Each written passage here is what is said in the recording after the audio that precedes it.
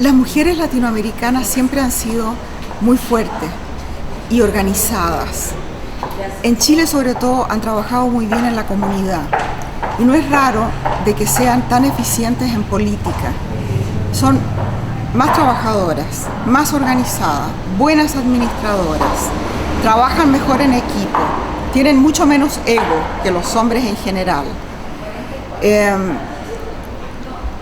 No es raro en eso. Sin embargo, cuando tú observas otras partes de la sociedad, como por ejemplo los directorios de las corporaciones o los bancos, ves que en los puestos altos siempre están los hombres. Esto sigue siendo un patriarcado y sigue habiendo machismo, pero las mujeres han ido ganando más y más terreno. Yo empecé con el feminismo cuando yo tenía 15 años y en estos años de mi vida, en los últimos años, o sea, toda mi vida, he visto el avance cada vez mayor de las mujeres en este continente. Eso no significa que hayamos terminado con el machismo. Y son las mujeres las que educan a sus hijos para ser servidos y a las hijas para servir. Yo algo que me pregunto, ¿la mujer emancipada latinoamericana tiene que emanciparse más de su padre o de su madre? ¿Cómo lo ve? De su madre. De su madre, porque ejerce la madre una gran influencia. Ahora yo estoy hablando de generaciones, de mi generación y de la generación de mis hijos, pero ya hoy los jóvenes de hoy son educados por mujeres feministas, que si no se declaran feministas, gozan de todos los privilegios que el feminismo ha obtenido, que no son privilegios sino derechos. Y creo que es más fácil ahora para los jóvenes, ya no se lo plantean tanto. Mis nietos, por ejemplo, creen que el feminismo está pasado de moda, porque viven en los Estados Unidos, y porque viven en un medio en el cual se nota menos. Espérate que salgan a trabajar y vean lo difícil que es llegar a tener el mismo sueldo y las mismas oportunidades que un hombre. Entonces ahí lo van a ver más.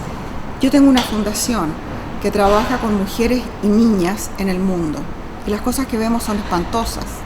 El abuso, la explotación, todavía existen niñas que se venden en matrimonio prematuro, al trabajo forzado, a la prostitución, que son mutiladas genitalmente, que se trafican por el mundo como si fueran mercadería.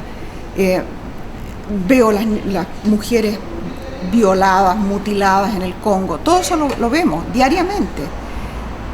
Así que la situación de la mujer sigue siendo terrible y hay que seguir trabajando en ese campo. Yo creo que sus obras contribuyen a esto. ¿Quién lee mis obras? Esas mujeres no leen mis obras. Esos hombres tampoco leen mis obras. Las lee la gente que tiene educación. En el fondo, le estoy predicando al coro, como dicen en español. Pero sí espero que la gente joven que lee mis libros vaya adquiriendo curiosidad por saber más de lo que pasa en el resto del mundo. No se queden encerrados en sus pequeños universos, donde se sienten seguros. Hay que tener sentido del riesgo, salir a la aventura del mundo. ¿Cómo fue su emancipación? En aquella época siempre era como rara. Mira, mi madre, que es una mujer muy inteligente y curiosa y abierta, fue víctima de una sociedad chilena de los años 40, de los años 50, católica, conservadora, clasista. Y mi madre fue abandonada por mi padre. En Chile no existía divorcio hasta hace muy poco tiempo atrás. Fue el último país del mundo en obtener divorcio.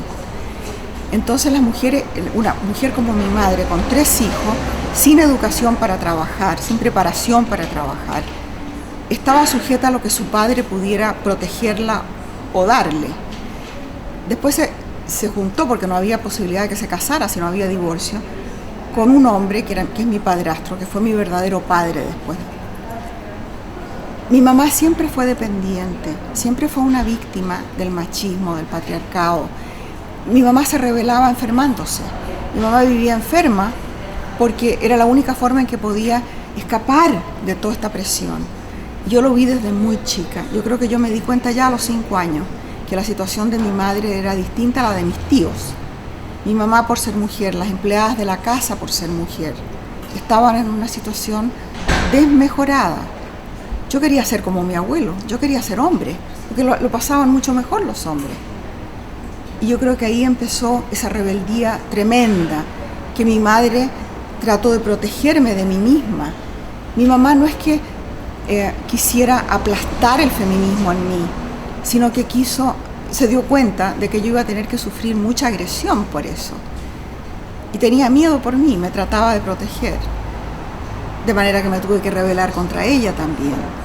Y ya cuando tenía alrededor de 20 años, descubrí que yo no era la única que pensaba así, que existían feministas. La palabra feminismo no existía en Chile, o sea que yo no sabía qué me pasaba, por qué estaba yo tan enojada con todo. Hasta que empecé a leer a Germaine Greer, a las feministas inglesas, americanas, y me di cuenta que existía todo un movimiento allá afuera que no había entrado a Chile todavía. Y después, ya un poco más adelante, pude empezar a trabajar como periodista y canalizar toda esa rabia en acción, en un feminismo que tenía más articulado, con metas más claras, más universalizado también, y que fue entrando de a poquito en Chile. Primero casi como una broma, porque la gente pensaba, esta niña está loca. Yo no era la única, éramos como 5. Ese era el feminismo de entonces.